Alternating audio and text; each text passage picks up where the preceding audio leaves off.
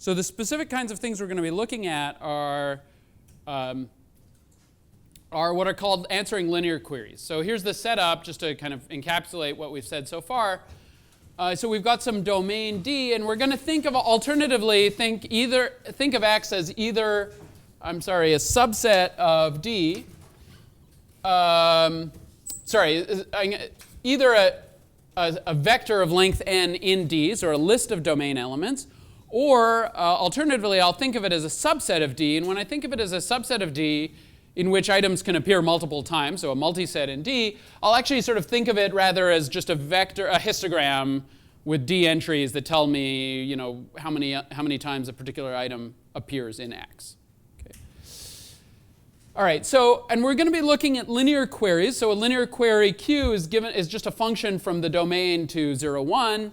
And the answer to the query on a data set is simply the average of the values of this little function over points in the data set.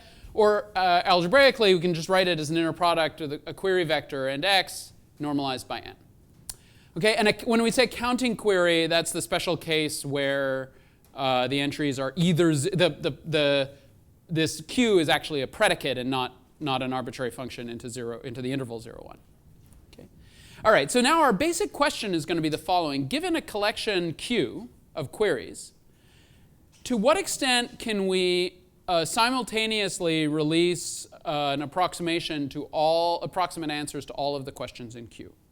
Okay, so we saw some lower bounds for this problem earlier in the talk, and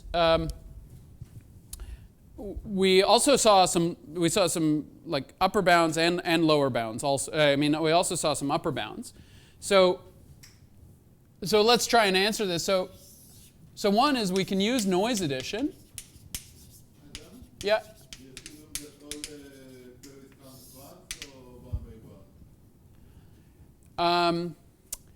We are okay. So let's assume. So I'll talk about both cases, but let's assume they come all as a batch. And we've got a few parameters that I want to highlight. So one is M, which is the number of queries. One is the size of the domain, which we can conveniently abbreviate the log of the domain size by D. It doesn't matter that it's binary, right? It's just D is just the binary log of the domain size. So any finite set fits the bill. And so we've got sort of M, we've got D, we've got epsilon, so that's what we're kind of after. And we've got sort of two specific problems. So one is we're either trying to release a vector Y, which is like an explicit approximation to all of these counting queries, or release a data set X tilde, such that possibly of a different size than X, such that the size of X tilde is very different. The size of X tilde is possibly different from X. The answers to the queries on X tilde are about the same as they are on X. Okay, so that's, we could be after either of those goals. And I forgot the normalization factors. So this is 1 over n, and there's a 1 over n here. Sorry, it's small. Okay, so it turns out that these two goals are related. So clearly, if you can output a data set X tilde that has all the right answers, then you are in particular outputting an approximation to all of the query answers. However, computationally, the implication doesn't go in the other direction. So if I don't care about running time, the reverse is also true. That given a vector Y, I can find a synthetic data set that has approximately the right answers, and the reason I can do that is Y is close to some data set, close to the answers for some data set. So that means that there exists a data set that is whose answers are close to Y. So given Y, I can produce X tilde. Given X tilde, I can produce Y. However, computationally, these transformations can be expensive, and especially from 1 to 2. So if I'm just given a vector of it, so there are problems which I hope I'll get to, namely like two-way conjunctions, for which it's provably computationally difficult assuming one-way functions exist, to find a synthetic data set that matches the statistics in the right way. But one can never, there is a computationally efficient algorithm to find a vector of answers. So I don't know if I'll have time to get there, but we'll see. Yeah? Just on information theory point of view, it seems like computing just one statistic is less information transfer than giving a data set. So in a data processing inequality, one should give you less information than two. So going from one to two. Because right, but all I'm looking is going from 1 to 2 doesn't it cost me, well, technically, okay, there's a factor of 2 in the noise, in the error, but the idea is that what I'll do, given y, I'll just look for some data set that's consistent with y. You're just looking at the type and generating a data set of that type, right? Meaning that empirical distribution that you compute from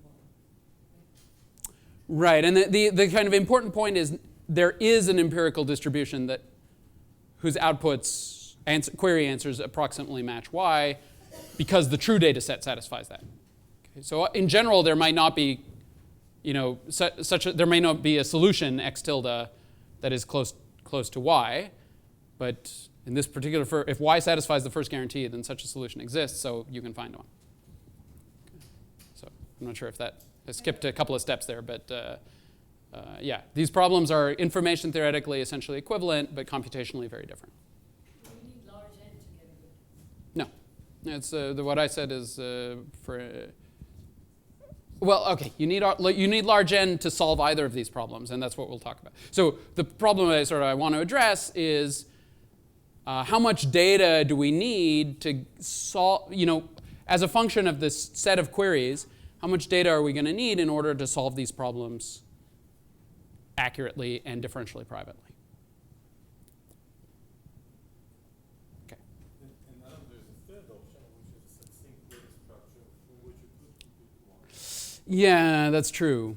There's a third option, which, I don't want to add more terms, but yes, you could imagine that rather than releasing an explicit vector y, I could release just some succinct data structure that allows me to access any entry of y as I like, to regenerate it on my own. So when a y is exponentially long, that might make a lot of sense.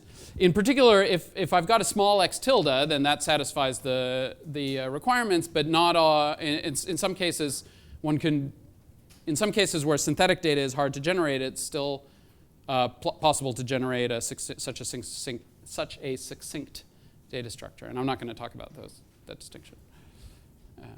But yeah. Okay. All right. So let's talk about noise addition. So just to recall, with Gaussian noise or the Laplace noise and the appropriate analysis, what we get is, so recall that we had some kind of error which is on the order of square root of the number of queries times log 1 over delta over epsilon n. If I want all the queries answers to be accurate, the sort of naive approach is that you would need to take a union bound over all m entries, and so you'd get an extra log m term hiding up here. Turns out you can essentially get rid of that. So for our purposes, this is good. So that's a recent result of Steinke and Ullman, that you can get rid of that. So where were we? So okay. So I'm going to think about this way as telling me that the amount of data I need to answer questions accurately is going to scale how. So I want to kind of rephrase this in terms of by making n the quantity I'm trying to minimize. And so here I need n greater than O tilde. O tilde of square root of m over epsilon alpha, I'm sorry, where O tilde is going to hide these sort of log 1 over delta terms, and that's just to reduce the number of symbols on the board. All right. So arguably this result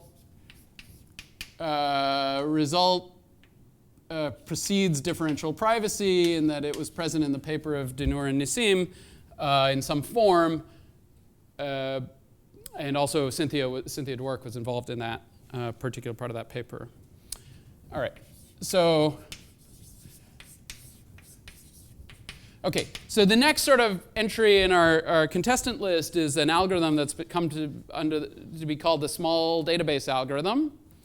As the name suggests, I'm going to try to find a small database that matches my query answers. So this was due to Blum, Liggett, and Roth. And this paper was significant in a number of ways. But for our purposes, we'll just sort of remember this, which is that it got our dependency on the number of queries down to logarithmic at the expense of adding a dependency on the log of the domain size. So, okay, so, and we'll see how this bound is derived. So we haven't derived this bound yet, but we will. So notice we now have a logarithmic dependency on the number of queries, which is a big deal, right? Because now we can answer many more queries accurately than noise addition. And this really shows the kind of noise addition is for these types of problems, is a very limited paradigm. It works well for small numbers of queries, but it breaks down, it does very poorly for large numbers of queries. And the other kind of significant thing here was that there was this first connection in this paper to learning theory, and we'll sort of see how that comes up. But that was one of the significant aspects of that paper. It wasn't the first connection between learning and differential privacy, but it was the first connection between learning and this query release problem that we're talking about. And then finally, I'll cover one more algorithm, which is called the private multiplicative weights algorithm, which is due to, in its first incarnation, due to Hart and Rothblum, and which was, sorry, that's 10. There are variations that have been, lots of variations out there, but most of the ideas came from, were present in that original paper, and they gave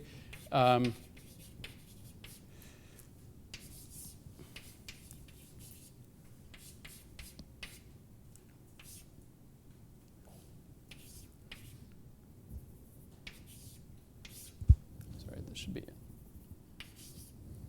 omega, and I'm gonna hide the dependency on delta, but it's logarithmic. And sort of there are a few significant improvements here from here to here. One is that we've knocked the dependency on the domain sides down to square root, and we've knocked the dependency on alpha from 1 over alpha cubed down to 1 over alpha squared, which is better. Okay. In particular, when these logarithmic terms are small, this the accuracy of this mechanism is on the order of 1 over square root of n. And that's exactly what we showed with these reconstruction attacks was necessary. So this, in the certain regimes, this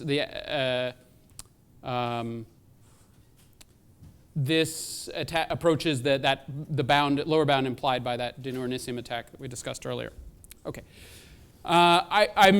I'm sort of prepared to discuss a few other mechanisms, but given my current rate, I'm just at this point I can extrapolate and know that I won't get there, so I'm going to spare you the details. There are lots of nice results on this problem. I'm not going to tell you about all of them. It's not a survey. I'm just going to tell you these two, and tell you to go read some of these other written tutorials to learn more about the others. Okay, so. One thing, notice that none of these results rely at all on any structure in the set of queries.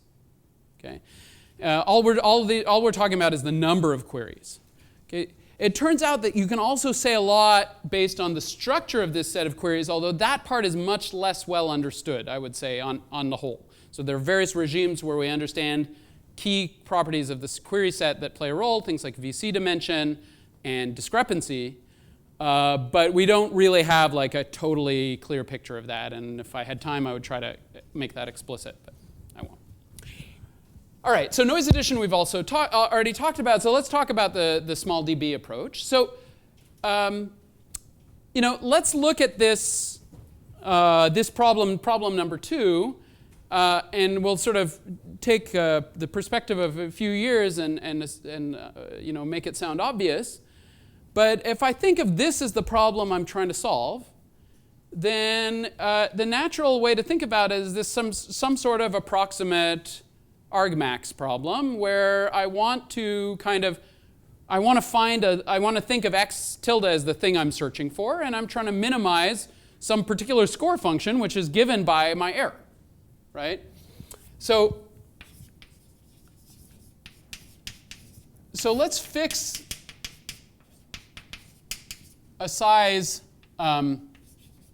k for x tilde. Okay, so we're going to try to find a synthetic data set of size k, of k elements, so x tilde, which is a subset of D. And we want to, we're going to try to find a, data set, an x tilde, such that the following score function is minimized, which is exactly the thing we're trying to optimize for. So we're going to look, given a given x tilde, we're going to define the score of x tilde as the error of on the worst possible query. So it's the entry of this vector that's as large as possible, right?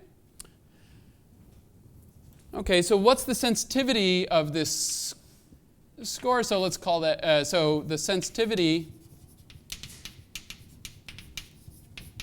to changes in x. So what's the sensitivity of this score function to changes in x? If I fix x tilde and I start messing with the entries of x, by how much can the score function change? Assuming I don't change the size of x, I just replace one record with another record. How much can this score function change by?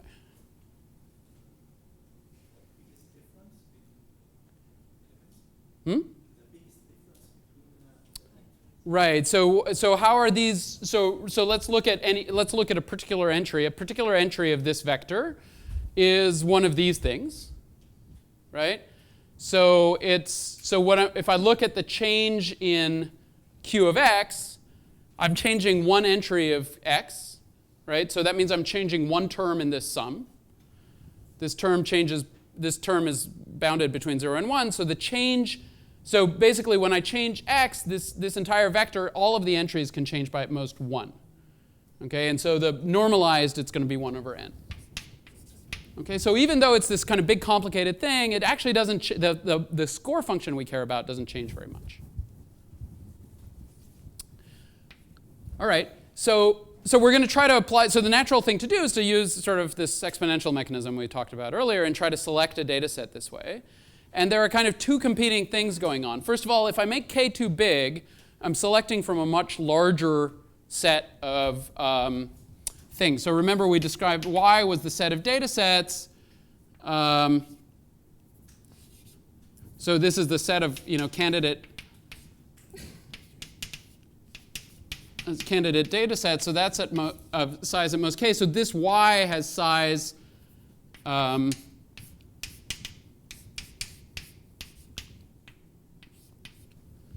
roughly the size of d to the k. I mean, it's a little smaller than this, but the difference doesn't matter. So if I make k bigger, I'm paying in the size of my data set. If I make k smaller, what goes wrong? So why shouldn't I just choose k equals 1 when I'm...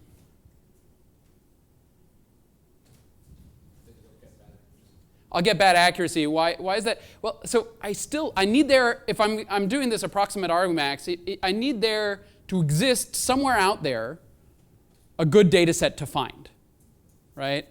And that's only going to exist, I mean, that means that I need to have a good solution to, a data set, sorry, it's easier to see here. I need there to exist a data set with small score, and that's only going to exist as, oh shoot. sorry. So this is 1 over k and 1 over n. Okay, sorry, typo. Okay, so so there will only exist a data set with small score. I'm not always guaranteed to exist. There will exist a data set with small score. In particular, if k is 1, there probably won't exist such a data set. Okay? Yeah? I guess I could rephrase this in information, over in common style language, right? Sure, go for it. So x is a type on an alphabet of size 2 to the g, right? Yeah. You're trying to find it. You have an n type, which is your actual data set. You're trying to find a k type with denominator k. And so you're just concerned about the number of types here. That's your size of 1. Correct. Yeah, so we're trying to find a data set with the right type profile, or approximate right type, a typical data set. And okay, and now our point is, how we don't want to go back to size n because that's like too many data points, right? You just threw out the outliers. No, there's no outliers here. This is just discrete alphabet. I ordered the probabilities. So for reasons I don't fully understand, my tablet. Oh, wait. It can't. There it goes. So, okay.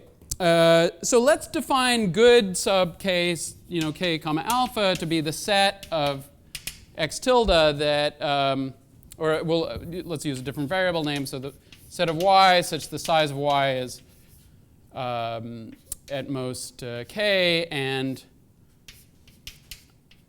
the quality of my answer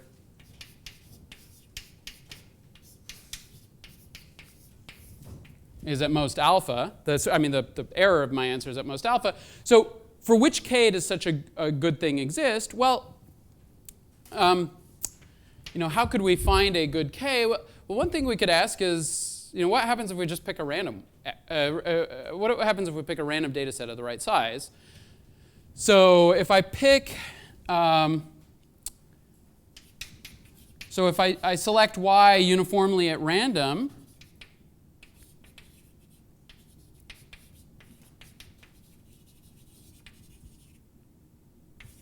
if I select y uniformly at random, what am I going to get? I'm going to get something that's concentrated. The answers to the queries on y are going to be concentrated around the expectations to the queries over the uniform distribution. That's not quite right, because I want something that matches x. When you say uniformly at random, you mean uniform on. Okay. So what I really need to do is sample from x, right? Now, that's not a private that's not like differentially private, but I don't care. I'm just trying to determine if a good data set exists, right? So what I'm going to do is I'm going to sample uniformly at random with replacement from x. And then if I just if I just use Chernoff bounds or something like that, then what I'll get is that if k exceeds log m over alpha squared, then there exists such a good data set. Okay. And, okay, so there's a constant there. All right. So, so basically, if I choose y uniformly at random from x, then with high probability, the expectation of each of the entries of 1 over k times qy is exactly what it should be, 1 over n times qx.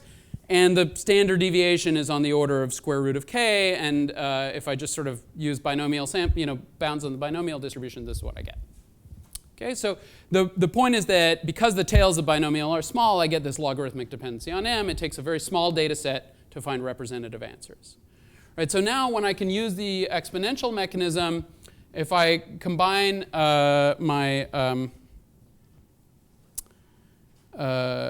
combine the things I have, I can ask how small the best score is. So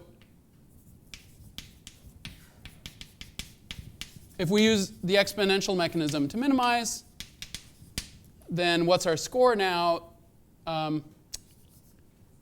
We said that with probability 1 minus beta, the thing I output usually in the exponential mechanism, so the inequalities go the other way now because I'm minimizing, not maximizing, is at most the optimum plus the log of the range size over epsilon times the sensitivity, so now that's over epsilon n.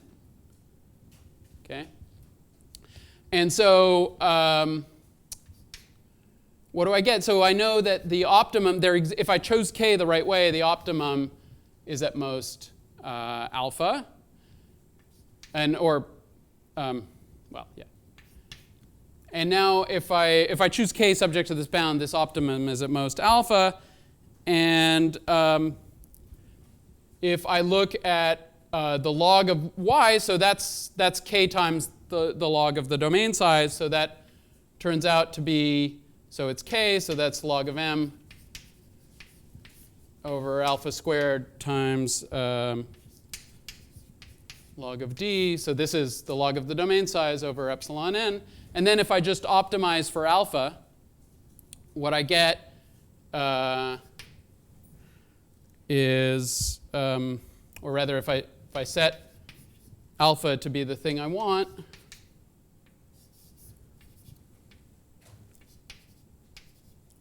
I get log of m, log of d over epsilon n. So it turns out the optimal alpha is the cube root of this thing, so this is the final accuracy I get. And then this bound is at most 2 alpha. Okay, so what I get is that what this algorithm will produce is an output with about this accuracy. And if you sort of solve for n, you get that bound I had earlier. Yeah? If I had some prior information about x, because I might know something about the type of x ahead of time, like there are not too many clowns in my data set, there are occupations, right? Can I exploit that here?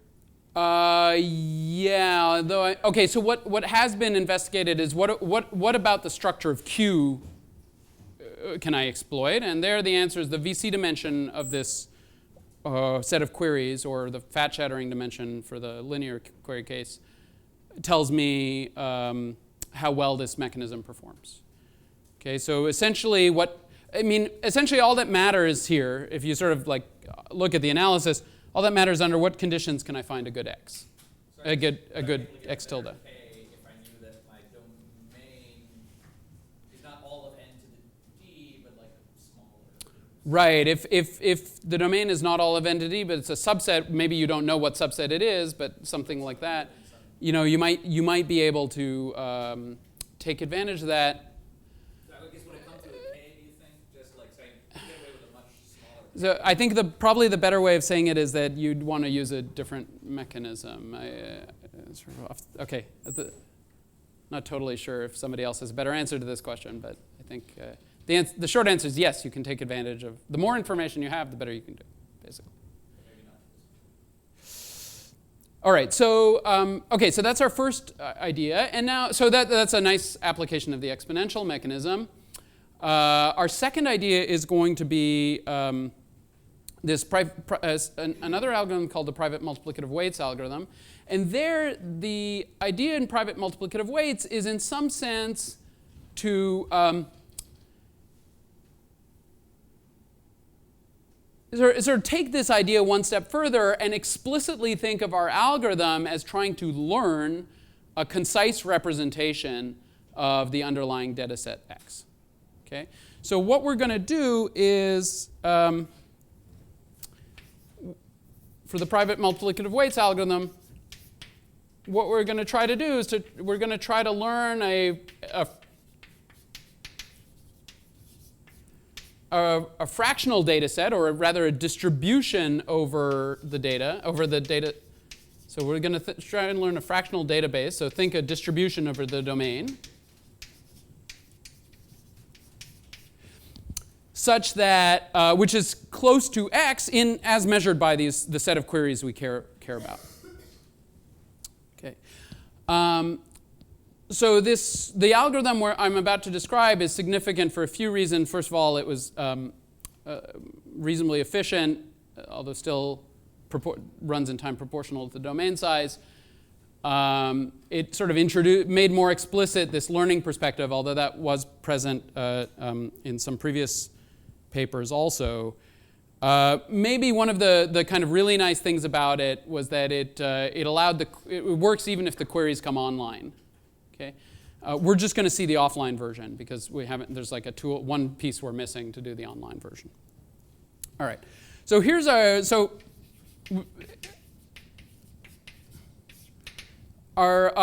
algorithm will have the following sort of high-level structure, which we'll try to make more specific. We're going to start with some estimate y0 of the data set. And the estimate we start with is the uniform distribution on the domain. Okay? And we're going to try to kind of update that, successfully update that approximation to make it look better and better. And the way we're going to do this is for t equals 1 to big T, and we'll set big T later, we're going to try to find at each step, we're going to try to find one of our queries that exhibits a large difference between the data set the real data set and the kind of candidate hypothesis data set we have right now, the y. Okay? So we're going to update y in the following way. We're going to try to find an approximate argmax for the following function, so over all the queries in the set, for the difference between the query evaluated on the current data set and the query evaluated on the true data set x. Okay, so we can do that using the exponential mechanism, and it turns out in an online setting you can do it using something called the sparse vector mechanism that we're not going to see. Okay, so now we're gonna once we've got our hands on a query that is somehow informative, we need to kind of use it to update our data set. And the way we're going to do that is we're going to set we're going to come up with a candidate answer for this query, which is just qt of x plus Laplace noise. So we'll just use the Laplace mechanism here. And so we'll use some parameter epsilon prime, and we'll see what overall parameter we get at the end.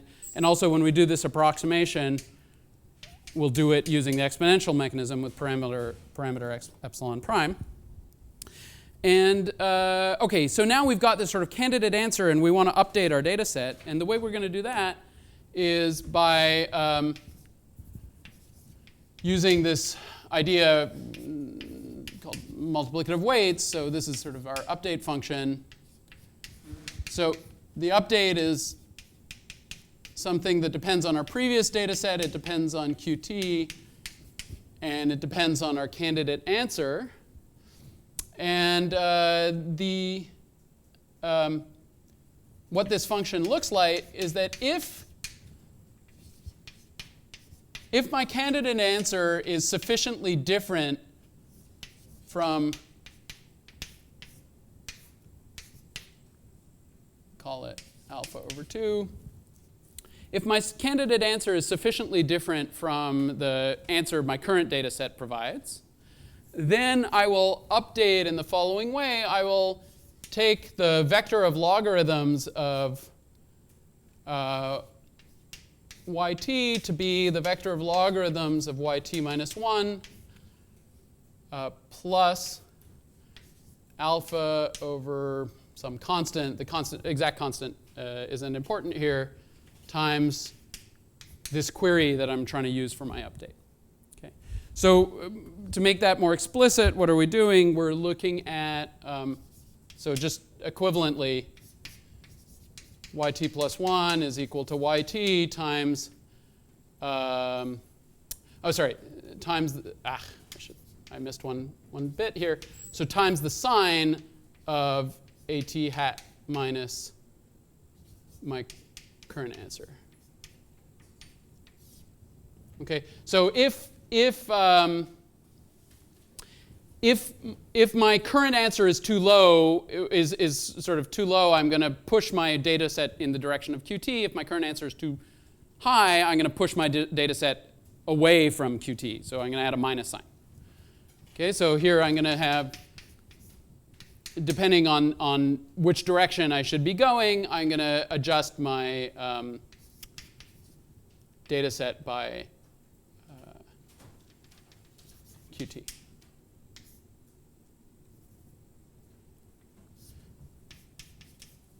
Okay, so this is pointwise multiplication. So in each entry, I'm looking at QT and adjusting appropriately. All right, so why is this reasonable? So just a couple of things. Notice this entire update step is non-private. I don't use privacy at all here. And then the other thing is that so like the only private data set, the private accesses are coming through these points. And then the other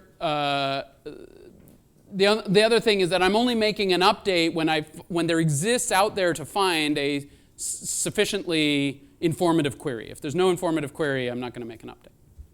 Okay, and in fact, if there's no informative query, I can just sort of stop the algorithm and declare victory. Right? Okay, so this is the outline of the algorithm, and I'm not going to kind of give you the full analysis, but I'll kind of outline the basic ideas. So first, privacy. This part for this version of the algorithm is relatively easy.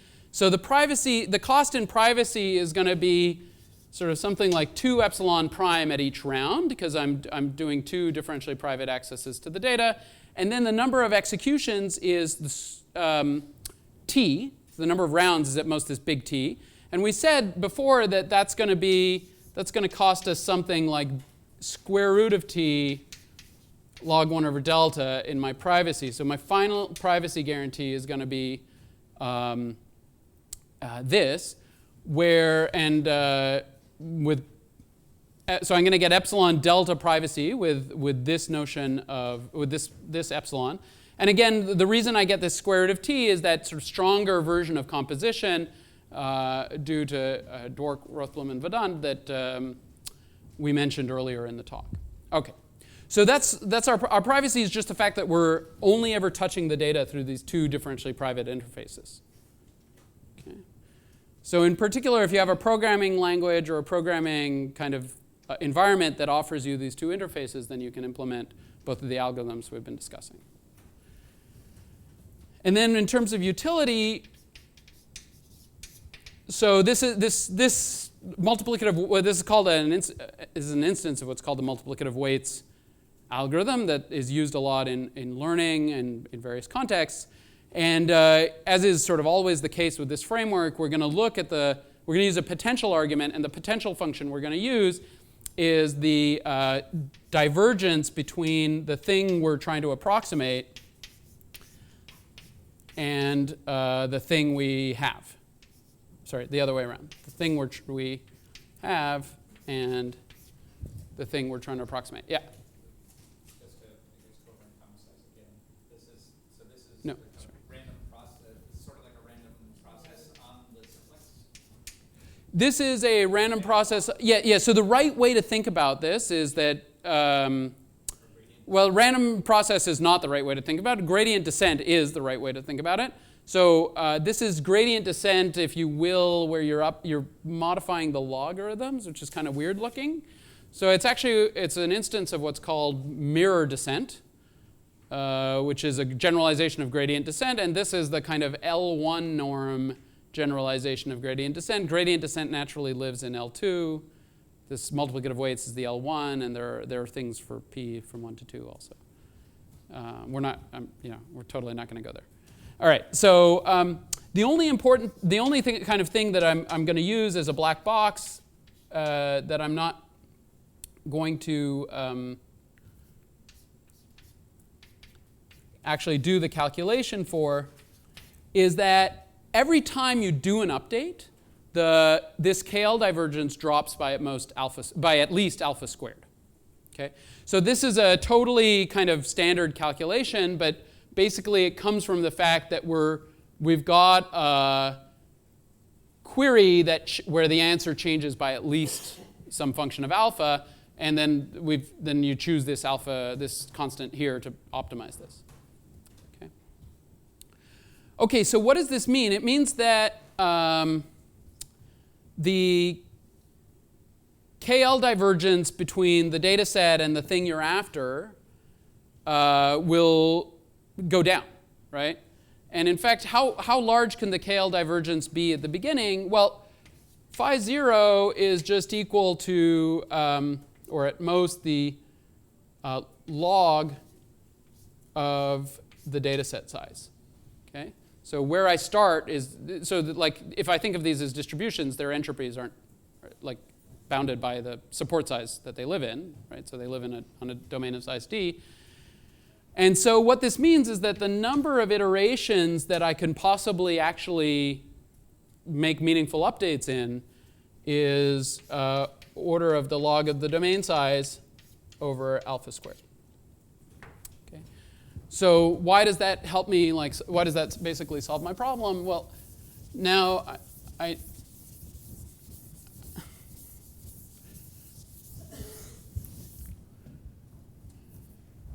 So what I know is that now I know that I'm not going to be making too many iterations. So for a given privacy target epsilon, I can make this epsilon prime not too big, right? Or not too small, rather. I can make epsilon prime reasonably big, and that is going to help me. So what's my alpha here? What's my accurate? So let's sort of look at the accuracy of each queries. So I need, in order for everything to work out, I need the Laplace noise to be a lot smaller than alpha. And I need the error of the approximate argmax procedure to be a lot smaller than alpha too. And the approximate argmax procedure is, its accuracy is given by, sorry, this is n. Its accuracy is given by also this sort of logarithmic calculation. So now the set of things I'm optimizing over is just size m, right? I'm picking a query from my collection of that's approximately optimal.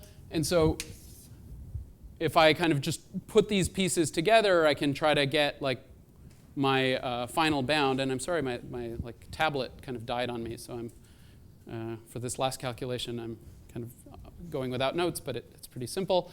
So what do we need? We need, so epsilon prime is our final epsilon over square root of t, right? And so, and we said that t is log of the domain size over alpha squared. So this is our epsilon prime. This is the epsilon prime we need. And so the constraints we get are that the square root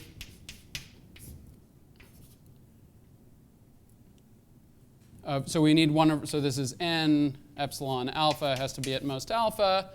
And then the stronger constraint is the second one, which adds a log m term at most alpha. And now if we try to sort of solve for what alpha we need to get this to work out, so we get that, sorry.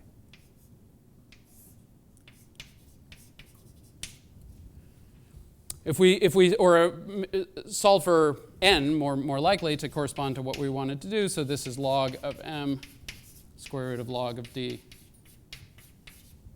over epsilon alpha squared, which is exactly the bound we'd hoped to claim. All right, so just to recap what's going on, because the number of iterations isn't too small, we can make the noise, because the number of iterations isn't too big, we can keep the noise bound reasonable. And so for a given target privacy budget epsilon, we can get alpha accurate answers to all our queries using a number of data points that scales in this way. Okay? Yeah? One question is, these are small databases, so you assume that your alpha size is appropriately small? No. So here the alpha, so the domain size is the kind of the set of things that could arise in the data set. So it's not at most, like it's not n, it could be d larger. So for example, if these are binary vectors, the log of the domain size is going to be d. So when the domain size, so again, at the level of generality, we're talking about when the domain size is really big, you can't beat noise addition.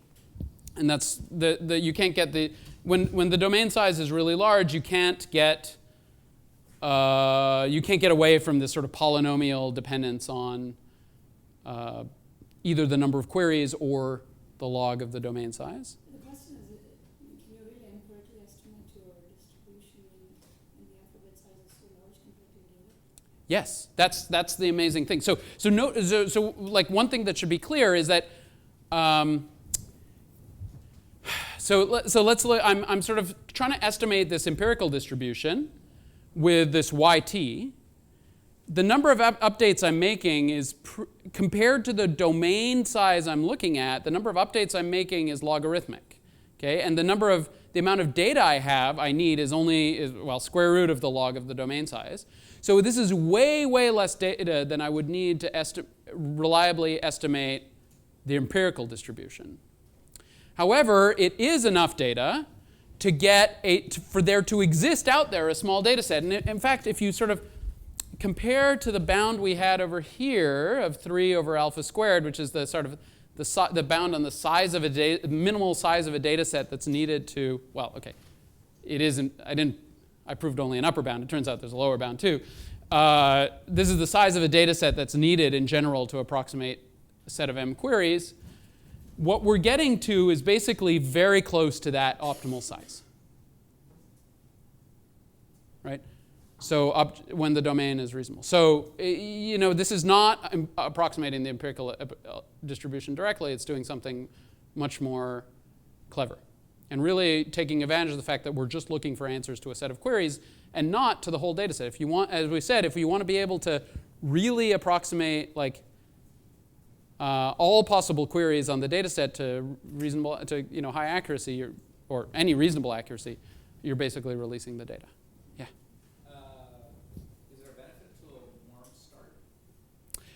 If you know enough about X, yes. So like you would maybe run the small DB first and then get a good estimate or something, you find something first and then get a good estimate. 0 and then like no, at this level of generality, this is optimal. It's not going to, so like for sort of in full generality, you're not going to get an improvement. But for specific, again, the more you know about your set of queries or the particular data set, then you can say more. Yeah, Manoj?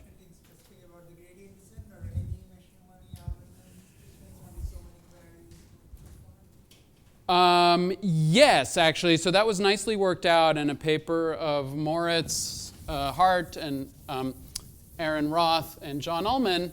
And they showed that any kind of appropriate machine learning algorithm can be used in this setting. And in fact, there are like some cases where for specific types of data, using a different algorithm is a better idea. And you can ask John offline. We're essentially done. I just want to point out the running time of these various attacks. So the small DB, the running time was, I had to search over all data sets, explicitly search over all data sets of a given size. So my running time was something like d to the k times some other stuff. Okay, so who cares what the other stuff is? This is already obnoxiously large, right? So remember k was log of m over alpha squared, so this is going to be like large. On the other hand, so this private multiplicative weights, you can implement it to run in time something like the size of the domain times n times n. Okay, you could probably knock a factor of n off, but anyway, close enough. So this is already a huge improvement. Okay, and I skipped some work. There were works in between these two that are somewhere in between. But this is already a huge improvement. But for many queries, we can get these types of, for certain classes of queries, we can get exactly these accuracy bounds for other classes of queries. With polynomial running time, and that follows from a class of sort of geometric mechanisms that I won't go through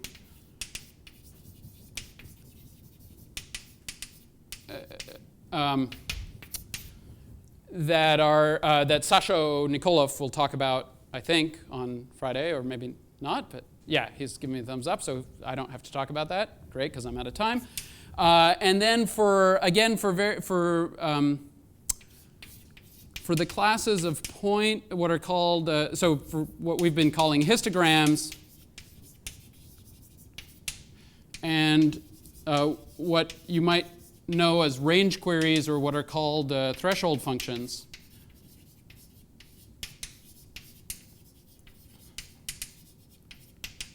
There are specific algorithms that do much better than what we've been talking about. So there, like for various specific classes of queries, you can do much better in terms of running time. So these are polynomial in M, or in some cases entirely, polynomial in log M and log D, depending on the exact one. Okay, so I'm going to stop there because it's lunchtime. So thank you very much, and I hope you got something out of this. And I'm happy to take questions offline.